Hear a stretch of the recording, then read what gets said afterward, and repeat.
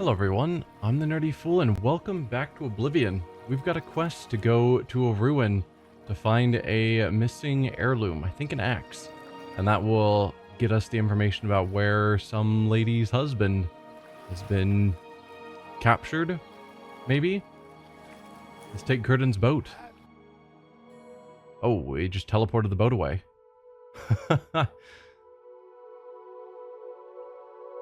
I'm curious to see what this involves, though. Caught in the hunt. I've arrived at Fort Grief. I should proceed inside the ruined keep and begin my search for the axe. So where are we actually at? Okay, we're just in the middle of the lake. We could have theoretically, walked on water, etc. to get over here. We didn't need the boat ride. Ooh. Very, very big lag spike.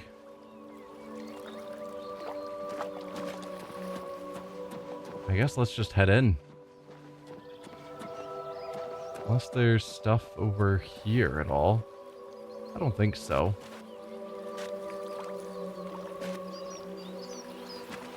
There might be other stuff around, but let's go in the main door and see what we've got going on. Or we can't. It's opened elsewhere.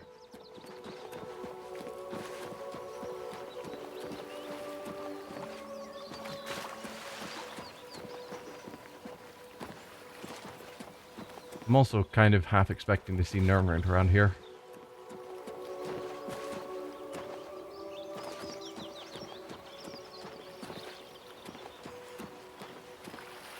Right, this is a thing, but I don't see a lever or button or anything.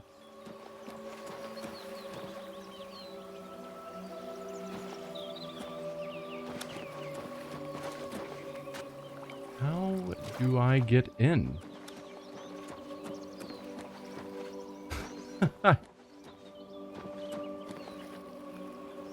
Like, you drop me off here, but there's no way in besides unless I can somehow get to the top. Am I missing something?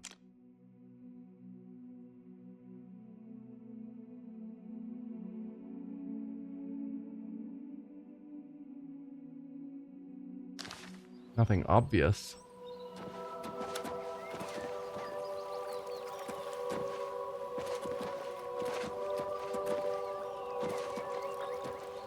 Nothing around here. I was all ready to go, and then I just can't get in. Let me into the keep. Like, surely they would have told me how to get in. Otherwise, what's the point of him telling me to go explore this place if it's locked off? Alright, let's check my quests. Maybe that has more information. I've arrived at Fort Grief. I should proceed inside the ruined keep to begin my search for the axe. I would love to head inside. How?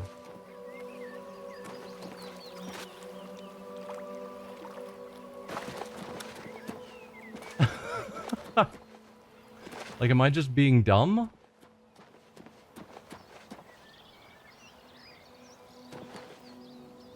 I probably am.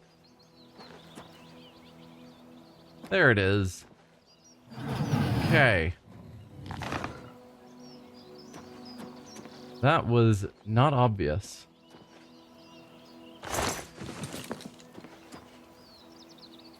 Okay, we've got some various chains. Hi there. Oh no! Hey, Aileron. It appears as though Cyrodiil has tricked another poor soul with his axe story. Tell me about the Axe of Dragol. You haven't guessed it yet? There never was any axe of Dragol. It was just a ruse to lure you out here. I fell for the same trick. In my case, he told me if I retrieved the axe, he'd erase my debts. I was such an idiot to believe him. You're now the prey in Cyrodiil's insane hunt, just like I am. And here we'll most likely die. Are you sure? Clever ruse. I wonder how many have died falling for it. Tell me about this hunt. Cyrodiil doesn't make most of his money being a simple usurer. He also invented what he calls the hunter's run. People pay him a great deal of money to hunt and kill living human prey. No questions asked, and he takes care of the bodies. He uses the dungeons under Fort Grief as the hunting grounds. I was placed here because he knew someone would go looking for me.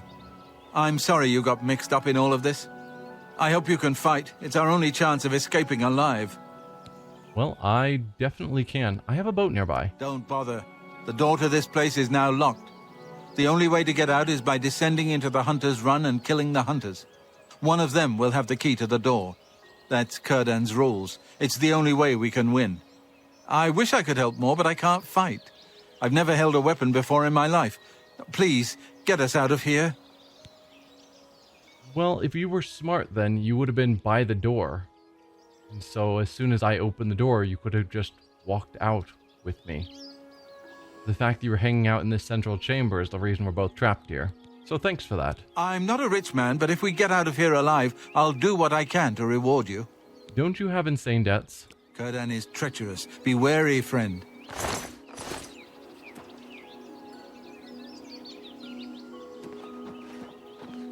Is there anything of interest around? Not really. But yeah, if he had been hanging out right by that door, like an intelligent person, then the moment I opened the door, he could have just walked out. But yes, it's locked now, as he said. So that's where we need to go, to the Hunter's Run. What's up here?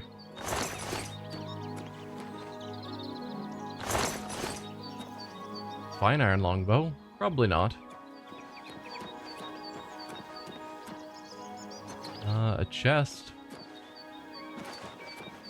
A hard chest.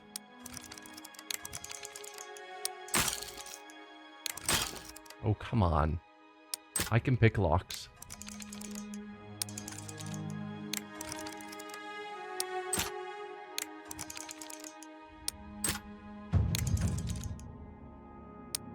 There we go.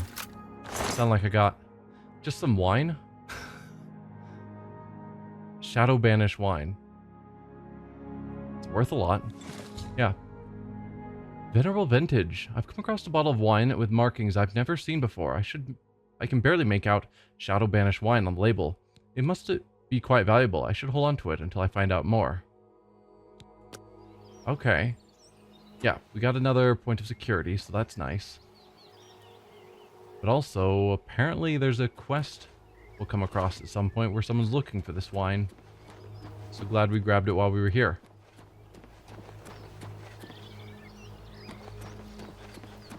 And yeah, nothing else is going on. So let's head on down and kill all the hunters. I trust in my abilities. And yeah, he's staying up there so I don't have to protect him. What's that? Must have been the wind. Must have been the wind. I fought mud crabs more fearsome than you! Can you die? Thank you. First Hunter's Run key. I'll take your mithril gear. Sure.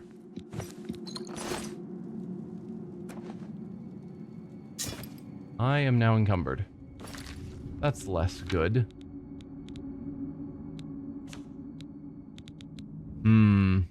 We'll drop the cuirass then. That's still not enough. I am very encumbered then.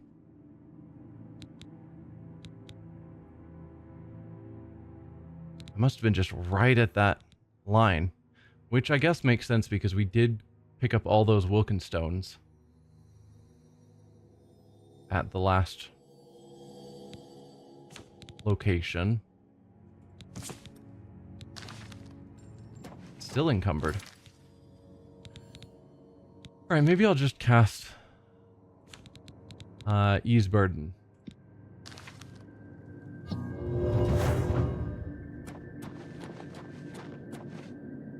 And with that out of the way, let's just pick those up.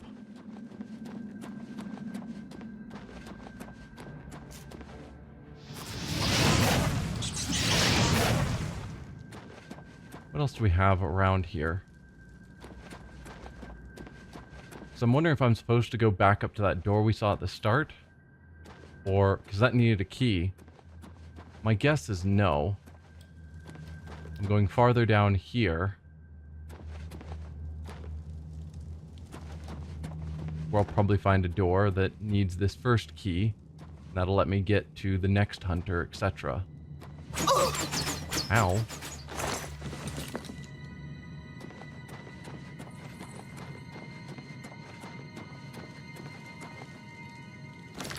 Let's look at a map. Alright, that's where we came from? Oh, I just didn't even notice that traps were falling behind me. There is a door up there. How do I get to you? I wonder if I can hop around. Yeah, I can.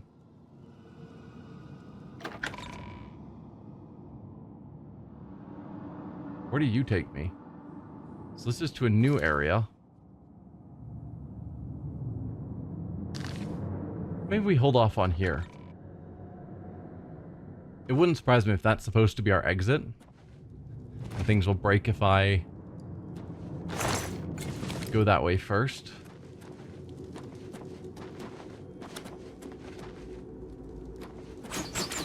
Nope, been through there. That's a Nernroot sound. Huh. So there's a pit trap that I didn't notice above me.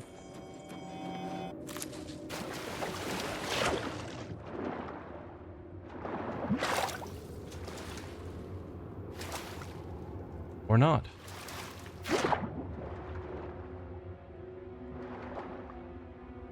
This doesn't go anywhere else that I'm seeing. Just there. So if we fell down here, that's the way to get out. Weaving around through here.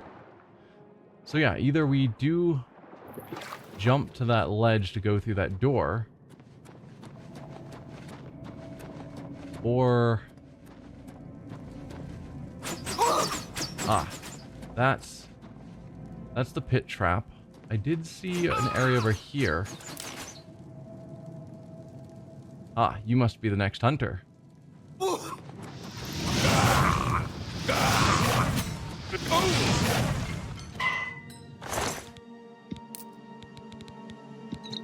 Second hunter's run key. I'll just take your boots. £3 for 65, I think, is worth it. And a glass longsword. It's also not bad. It's 40. I don't know what I was thinking. Glass is really valuable for the weight. But 40 pounds is still a lot. And I'm not going to grab your shield.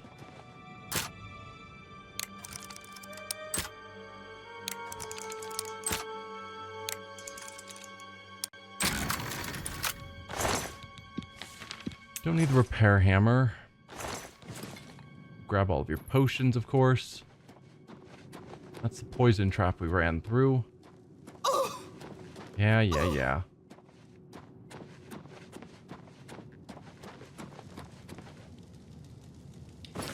So is that everywhere explored?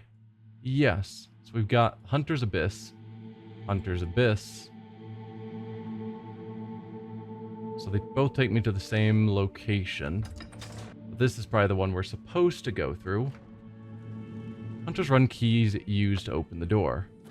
So yeah, we'd sort of probably break how this quest is supposed to play out if we just jumped around to enter through the exit. Which is a little bit silly. I think I did not hit that tripwire. Well, good. So that probably would have set off this as another poison trap.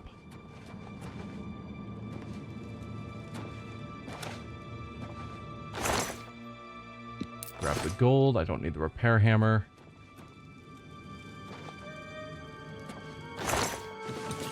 Alright, come out wherever you are. Oh, need to cast my spell again. That's the wrong one. That's the one. Already opened that chest. Yeah. Did I open that chest? I opened one of these chests. I opened both of these chests. Perfect.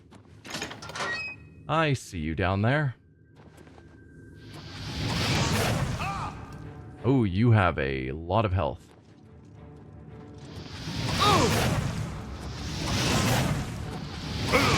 Feel free to die, please.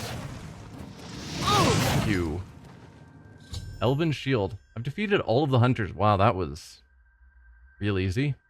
I should search the body of the Orc Hunter for his key to the keep door of Fort Grief. Elven Shield. Yes. Glass Mace. No. Definitely not taking the Orcish gear. Probably going to head into the water to see if there's anything of note that way.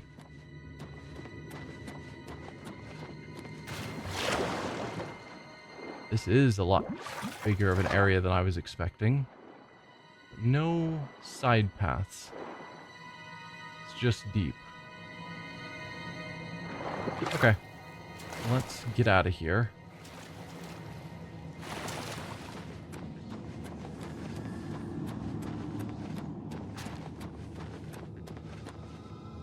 This will probably connect back to the door that we jumped in.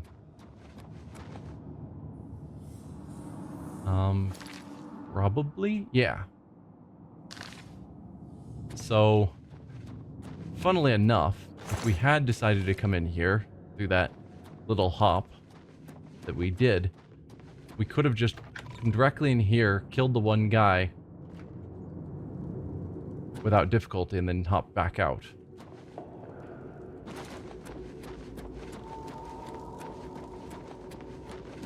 Although I don't know if that would have saved me anything, because we still had to fight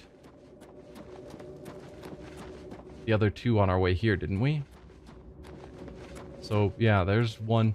Maybe it would have saved me a fight with one guy. I can't remember.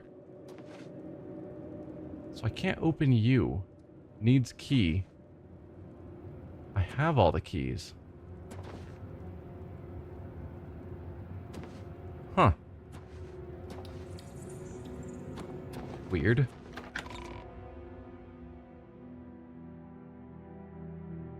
Well, I have all the keys, so hopefully we can leave. And the game locks me in place long enough for him to die. I'm impressed that you killed all my clients. Doesn't matter. More will come along with their purses fat with gold and hearts lusting for blood. All right, so I gotta kill you. Didn't need him anymore now that you're here. At least now he's free of his debt. But I won your game. Do you really think I could afford to let you leave here? The key you found is a fake. No prey has ever left this island alive. And I aim to keep it that way. You were right about one thing, though. This is my game, and I'm changing the rules. All right. You chose me because you knew I could fight. That's on you, man. I've returned to find Cyrodiil himself standing over the corpse of Alaron, whom he'd murdered. I had no choice but to attack and slay him. I should search Cyrodiil's corpse for anything that might help me get out of these ruins. Claymore of the Dynamo. That is very heavy, but very valuable. Ow. You got other people here with you? Glass bow. I will probably want to come back here and do some looting after I sell a bunch of stuff. I don't think there's any more enemies. Assuming I can get back here using his boat. The real key. The key I discovered on the Orc Hunter was indeed a fake. The real key was on Cyrodiil's body. He never intended to let us leave whether we won his demented hunt or not. The real key should allow me to unlock the gate room inside the Hunter's Run, then leave Fort Grief. I will have to bring Ursan the sad news. Yeah, I'm going to want to come back here and do some looting.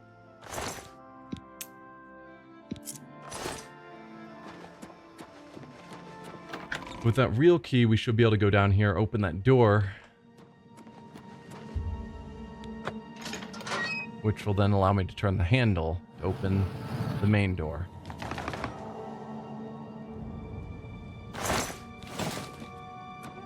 Yeah, Kurdan, your game was a little dumb. And the fact that after taking out 3 of your hunters, you just automatically assumed you would be able to beat me seems like a poor decision.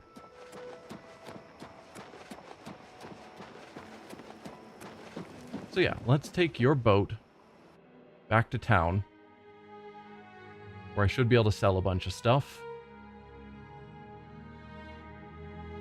Also, let the grieving woman know that her husband's not coming back.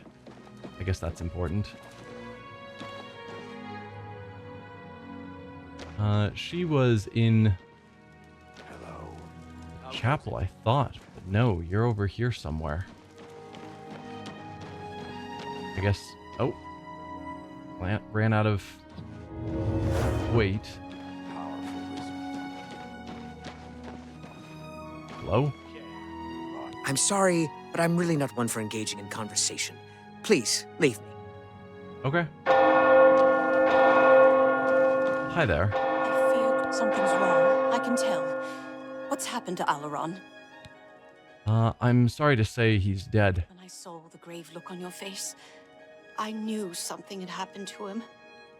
And what of that fetcher, Kurdan? Also dead. He lives no longer. Alaron's death has been avenged. I told him that the gambling would lead to this, that foolish man. But he never listened. Before you go, I have this for you. Alaron told me that if he ever got in trouble, this could be used to bail him out of jail. He'll not be needing it any longer, and I want you to have it. I'll not take no for an answer. I know you did all you could, and for that, I thank you. Now, please, go in peace. I wish to be alone. Biography of the Wolf Queen. That's my reward, and it's supposed to be enough to get him out of jail. It's worth 50. It's 12 pages, which is a bit long, but it's a skill book, and skill books usually have cool stories. Biography of the Wolf Queen by Qatar Erfanes? Few historic figures are viewed as unambiguously evil, but Potema, the so-called Wolf Queen of Solitude, surely qualifies for that dishonor. Born to the imperial family in the 67th year of the Third Era, Potema was immediately presented to her grandfather, the Emperor Uriel Septim II, a famously kind-hearted man who viewed the solemn, intense babe and whispered, "She looks like a she-wolf, about ready to pounce." Potema's childhood in the imperial city was certainly difficult from the start. Her father, Prince Pelagius Septim, and her mother, Kizara, showed little affection for their brood. Her eldest brother, Antiochus, 16 at Potema's birth, was already a drunkard and a womanizer, infamous in the empire. Her younger brothers, Sepphoris and Magnus, were born much later, so for years she was the only child in the imperial court. By age 14, Potema was a famous beauty with many suitors, but she was married to cement relations with King Mantiarco of the Nordic Kingdoms of Solitude. She entered the court, it was said, as a pawn, but she quickly became a queen. The elderly King Manticarro loved her and allowed her all the power she wished, which was total. So it sounds like from her birth, everyone already assumed some of the worst of her and didn't show her any affection. And so she probably grew up somewhat isolated and off-kilter. So it's not really surprising that she would have turned out poorly. Evil, even. We'll see. When Uriel Septim II died the following year, her father was made emperor, and he faced a greatly depleted treasury, thanks to his father's poor management. Pelagius II dismissed the Elder Council, forcing them to buy back their positions. In the Third Era 97, after many miscarriages, the Queen of Solitude gave birth to a son, whom she named Uriel after her grandfather. Manticarro quickly made Uriel his heir, but the queen had much larger ambitions for her child. 2 years later, Pelagius II died, many say poisoned by a vengeful former council member, and his son, Potema's brother Antiochus, took the throne. At age 48, it could be said that Antiochus's wild seeds had yet to be sown, and the history books are nearly pornographic in their descriptions of life at the imperial court during the years of his reign. Potema, whose passion was for power, not fornication, was scandalized every time she visited the imperial city. Menticaro, king of Solitude, died the springtide after Pelagius II. Uriel ascended to the throne, ruling jointly with his mother. Doubtless Uriel had the right and would have preferred to rule alone, but Potema convinced him that his position was only temporary. He would have the empire, not merely the kingdom. In Castle Solitude, she entertained dozens of diplomats from other kingdoms of Skyrim, sowing seeds of discontent. Her guest list over the years expanded to include kings and queens of High Rock and Morrowind as well. For 13 years, Antiochus ruled Tamriel, and proved an able leader despite his moral laxity. Several historians point to proof that Potema cast the spell that ended her brother's life, but evidence one way or another is lost in the sands of time. In any event, both she and her son, Uriel, were visiting the imperial court in 3E112 when Antiochus died, and immediately challenged the rule of his daughter and heir, Kintiara. Potema's speech to the Elder Council is perhaps helpful to students of public speaking. She began with flattery and self-abasement. My most august and wise friends, members of the Elder Council, I am but a provincial queen, and I can only assume to bring to issue what you yourselves must have already pondered. She continued on to praise the late emperor, who was a popular ruler in spite of his flaws. He was a true septim and a great warrior, destroying, with your counsel, the near-invincible armada of Piandonea. I'm unfamiliar with that region. By the time but little time was wasted before she came to her point. The Empress Magna, unfortunately, did nothing but to temper my brother's lustful spirits. In point of fact, no whore in the slums of the city spread out on more beds than she. Had she attended to her duties in the imperial bedchamber more faithfully, we would have a true heir to the empire, not the half-wit milksop bastards who call themselves the emperor's children.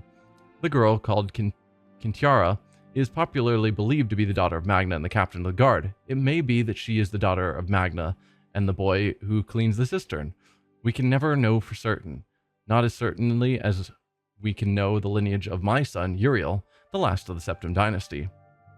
Despite Potema's eloquence, the other council allowed Kintiara to assume the throne of the Empress as the Empress Kintiara II. Potema and Uriel's angrily returned to Skyrim and began assembling the rebellion. Seems like it'd be an easy way to tell if someone had Septim blood, just have them put on the Amulet of Kings. If it stays on, then yes, they're a child of the dynasty. But for whatever reason, that wasn't tested. Details of the War of the Red Diamond are included in the histories. We need not recount Empress Kintiara II's capture and eventual execution in High Rock in the year 3114. It was 112, right? Yeah, 112 when Antiochus died. So she ruled for 2 years before she was executed in High Rock, nor the ascension of Potema's son Uriel III 7 years later. Her surviving brothers, Sepphoris and Magnus, fought the emperor and his mother for years, tearing the empire apart in a civil war. When Uriel III fought his uncle Sepphoris in Hammerfell at the Battle of Ichidag in 127, Potema was fighting her older brother, Uriel's uncle Magnus, in Skyrim at the Battle of Falkenstar. She received word of her son's defeat and capture just as she was preparing to mount an attack on Magnus's weakest flank. The 61-year-old Wolf Queen flew into a rage and led the assault herself. It was a success, and Magnus and his army fled.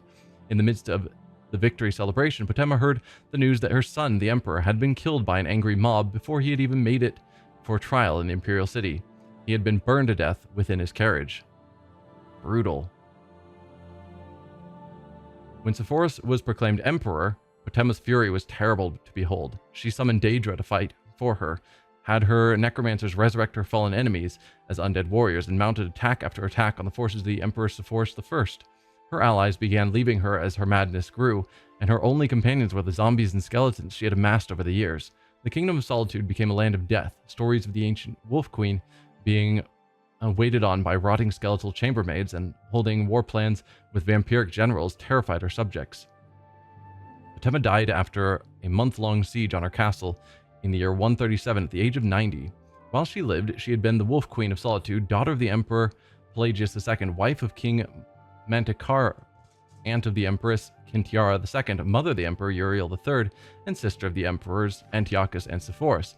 3 years after her death, Antiochus died, and his, Ampotema's, brother Magnus took the throne.